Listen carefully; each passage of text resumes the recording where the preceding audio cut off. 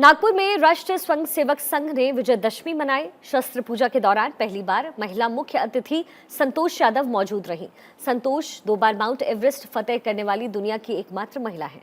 संघ के दशहरा समारोह में केंद्रीय मंत्री नितिन गडकरी, महाराष्ट्र के deputy CM Devendra Fadnavis, sir संचालक डॉक्टर मोहन भागवत मौजूद रहे। मोहन भागवत ने अपनी स्पीच में एक बार फिर से जनसंख्या नियंत्रण, महिला सशक्तिकरण, शिक्षा नीति जैसे मुद्दों का जिक्र किया। कहा, जनसंख्या नियंत्रण और धर्म आधारित जनसंख्या असंतुलन ऐसे मुद्दे हैं जिसे लंबे समय तक नजरअंदाज नहीं किया जा सकता। भागवत ने महिला मुख्य अतिथि की मौजूदगी में 1 घंटे तक स्पीच दी। कहा, जो सारे काम पुरुष करते हैं वो महिलाएं भी कर सकती हैं, लेकिन जो काम महिलाएं कर सकती हैं वो सभी काम पुरुष नहीं कर सकते। महिलाओं को बराबरी का अधिकार है, काम करने की आजादी है और फैसलों में भागीदारी देना भी जरूरी है। तो चलिए अब आपको विजयदशमी के मौके पर संघ प्रमुख मोहन भागवत ने जो भाषण दिया उससे जुड़ी कुछ अहम बातें बताते हैं। पहली बात, जनसंख्या का सही उपयोग साधन बनता है, ऐसा उन्होंने कहा।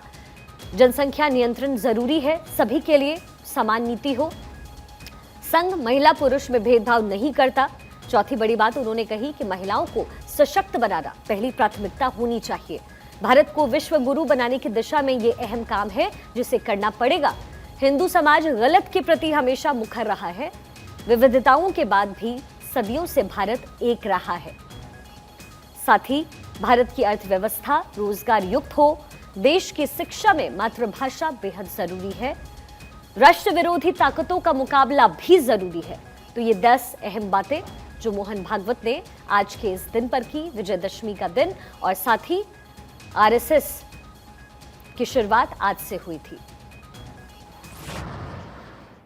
भारत माता वास्तव में हमारी जगत जननी भारत माता है देह विश्व, आत्मा है भारत माता, सृष्टि प्रलय पर्यंत अमर यह नाता।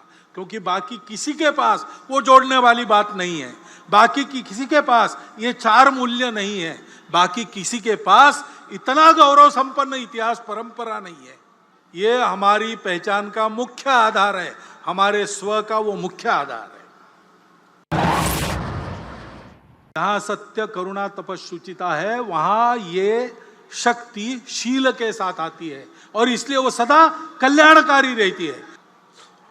संपूर्ण समाज ने सत्य के पक्ष में ऐसे रक्षा के लिए संगठित होना चाहिए, लेकिन ये केवल आतंकियों के लिए, दुष्टों के लिए है। हम किसी को डराने वाले नहीं है। ना भय देत काहू को, ना भय जानत आप, ऐसा हिंदू खड़ा करने का हमारा प्रण है। वो काम हम करते हैं। हम विश्व में सर्वत्र और सबके साथ भाईचारा, भद्रता और शांति के पक्ष में हैं, सदा रहे। लेकिन लोग डराते, अरे संघ वाले मारेंगे, अरे हिंदू संगठन होगा ना तो सबको बाहर जाना पड़ेगा। यह हवा फैलाते हैं। ऐसा कुछ डर मन में है और है, इसलिए उसका निराकरण करने की इच्छा मन में लेकर तथाकथित अल्पसंख्यक समाज के कुछ बंधु पिछले वर्षों में हमसे मिलते रहे हैं और हम भी मिले हैं, हमारे प्रमुख अधिकारी उनसे मिले हैं। आना जाना दोनों चल रहा है। ये कोई परसों नहीं हुआ, ये बहुत पहले से चल रहा है। संघ का सारे समाज को यही आह्वान है, क्योंकि ये सारे समाज की विरासत है।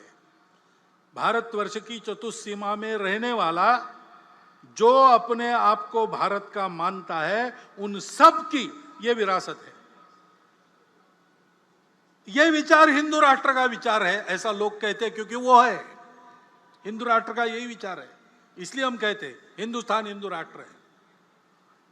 इन बातों को मानने वालों का संगठन हम कहते हैं हम हिंदू संगठन करते हैं। हम किसी का विरोध नहीं करते, सर्वेशाम और अविरोध चलता है। क्योंकि समाज को तोड़ने के प्रयास चल रहे हैं। अब कुछ दिन पहले उधर उदयपुर में, इधर अमरावती में और भी जगह बहुत जघन्य क्रूरता वाली घटनाएं हुई। क्या कारण था, क्या नहीं, उसकी चिकित्सा नहीं करते। जो हुआ वो बहुत क्रूरतापूर्ण हुआ। पूरा समाज विरोध में गया। हमेशा होता नहीं है, लेकिन इस बार मुस्लिमों के भी कुछ प्रमुख लोगों ने इसका विरोध किया, उसको गैर इस्लामिक बताया।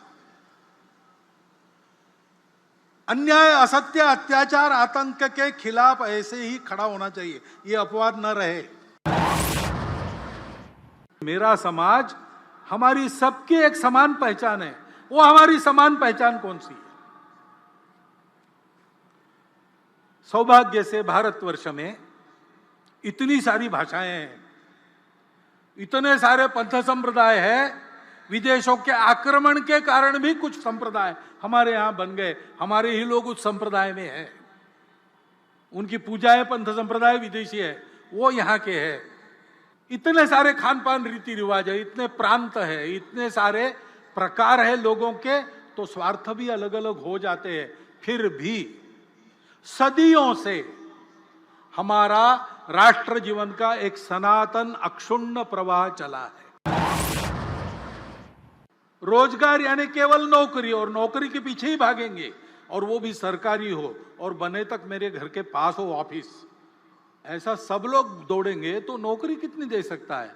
सरकारी और प्राइवेट मिलाकर किसी भी समाज में 10, 20, 30% ज्यादा से ज्यादा नौकरियां होती है। बाकी सबको अपना काम करना पड़ता है। उस उद्यमिता की प्रवृत्ति बढ़नी चाहिए। स्टार्टअप्स वगैरह सरकार शुरू कर रही, सरकार उसको प्रोत्साहन दे रही, लेकिन हमको उधर जाना चाहिए। हम करते हैं तो होता है। व्यक्ति निर्माण का काम करने वाली शाखाएं तो संघ की अलग, राष्ट्र सेविका समिति की अलग, महिलाओं के लिए उनकी चलती है, पुरुषों के लिए हमारी चलती है। लेकिन समाज के बाकी सारे कामों में पुरुष महिला एकत्र मिलकर काम करते हैं, यह चलते आ रहा है। डॉक्टर साहब के समय की जो परिस्थिति थी, उस समय व्यक्ति निर्माण के काम के लिए 2 संगठन हो गए, लेकिन बाकी सभी कामों में सब मिलकर काम करते हैं, क्योंकि ये पूरकता की दृष्टि है। संपूर्ण समाज का संगठन करना है तो संख्या की दृष्टि से आधा भाग हमारे समाज का मातृशक्ति का है, उसकी उपेक्षा नहीं की जा सकती।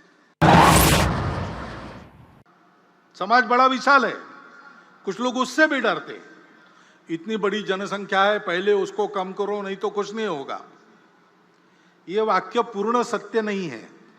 ये बात सही है, जनसंख्या जितनी ज्यादा उतना बहुत ज्यादा, लेकिन यही एक बात नहीं है, क्योंकि जनसंख्या जैसे एक बोझ के रूप में देखी जा सकती है, वैसे जनसंख्या का ठीक से उपयोग किया तो एक साधन बनता है, एसेट बनता है। आज अपनी इतनी ज्यादा जनसंख्या है तो जैसे उसका वर्णन बोझ के रूप में हो सकता है, वैसे हम ये भी कह सकते हैं कि हम आज डेमोग्राफिक डिविडेंड की स्थिति में है।